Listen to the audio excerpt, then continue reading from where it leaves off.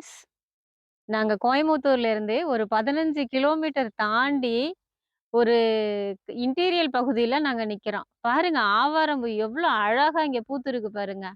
"ஆவாரை பூத்திருக்க சாவாரை கண்டதுண்டோன்னு" சொல்லுவாங்க பார்த்தீங்களா? இந்த காட்டுக்குள்ளார ஒரு தங்க சத்து இது. தங்க சத்து எவ்ளோ இருக்குது பாருங்க. இது எவ்ளோ நல்லது நம்ம உடம்புக்கு சூப்பருங்க. இது சாப்பிடும்போது நம்முடைய ஆயுளே கூட்டி குடுக்கும். அதே மாதிரி இந்த இலை, இந்த பூ இது எல்லாமே நமக்கு மருந்தாக, அதாவது நம்ம உணவாக எடுத்துக்கொள்ளும் பொழுது நமக்கு மருந்தாகவும் பயன்படுது ஃப்ரெண்ட்ஸ். எவ்வளோ அழகா இருக்கு பார்த்தீங்களா?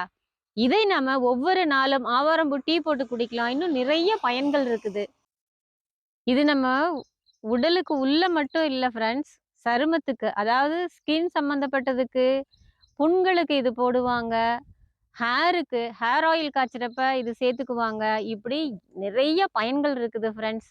பாருங்க, இது உங்க கண்ணுல எங்க கிடைச்சாலும், இத பொறிச்சு உங்க வீட்ல நீங்க பச்சையா வச்சுக்க முடியலன்னா, காய வச்சு பொடி பண்ணி நீங்க பயன்படுத்துங்க.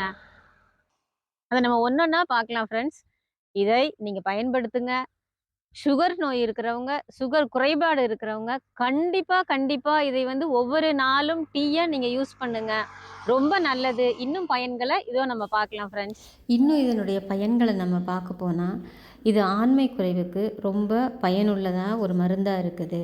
பெண்களுக்கு மாதவிடாய் கோளாறுகளுக்கு இது ரொம்ப பயன்படுது. கர்ப்பப்பை வலுப்பெறுறதுக்கு பயன்படுது. கெட்ட கொழுப்புகள் கரையிறதுக்கு பயன்படுது. பிளட் ப்ரெஷருக்கு இது பயன்படுது. இப்படி நிறைய காரியங்களுக்கு இது பயன்படுது. அதுபோக இது குளிர்ச்சியான தன்மை உள்ளதுனால சூட்டு உடம்புக்காரவங்க இதை வந்து மருந்தாக நம்ம எடுத்துக்கலாம். மருந்தாகனா ஒரு டீ போட்டு குடிக்கலாம். ஒரு பொடியில் வந்து சேர்த்து குடிக்கலாம். நம்ம உடம்புக்கு வந்து நம்ம குளிக்கிற பொடி நீங்கள் வீட்டில் தயாரிக்கிறவங்களா இருந்தால் இந்த பூவை வந்து காய வச்சு பொடியாக அது கூட சேர்த்துக்கலாம். முகத்துக்கு வந்து நீங்கள் வீட்டிலையே தயாரிக்கிறதா இருந்தால் அது கூடயும் இந்த ஆவாரம்பூவை போட்டு நீங்கள் பேக்குக்கு யூஸ் பண்ணிக்கலாம். அல்சருக்கு யூஸ் பண்ணலாம். இப்படி பாருங்கள், நிறைய பயன்கள் இதில் வந்து கொட்டி கிடக்கு. நீங்கள் அப்படியே ஜாலியாக வண்டி எடுத்துகிட்டு ரிலாக்ஸாக இந்த சிட்டியை விட்டு கொஞ்சம் வெளியில் போனீங்க அப்படின்னா, ரோட்டு ஓரங்களில், புதர்களில், இந்த மாதிரி காட்டு பகுதிகளில் இப்போ பாருங்கள், நான் நிற்கிற இடத்த சுற்றி பாருங்கள், எத்தனை ஆவாரம்பூ செடி அப்படியே பூத்து குலுங்கிட்டு இருக்குது பார்த்தீங்களா? அதை பார்க்கும்போதே மனசுக்கு அவ்வளோ ஒரு ரம்மியமாக இருக்கும் பாருங்கள். இயற்கை காற்றையும் நம்ம சுவாசிக்கலாம். இப்படி ரம்மியமான அழகான ஒரு சூழலையும் நம்ம பார்க்கலாம். அதோட நம்ம உடம்புக்கு தேவையான மூலிகைகளும் நமக்கு கிடைக்கிது. பாருங்கள், ஒரே கல்லில் எத்தனை மாங்கன்னு.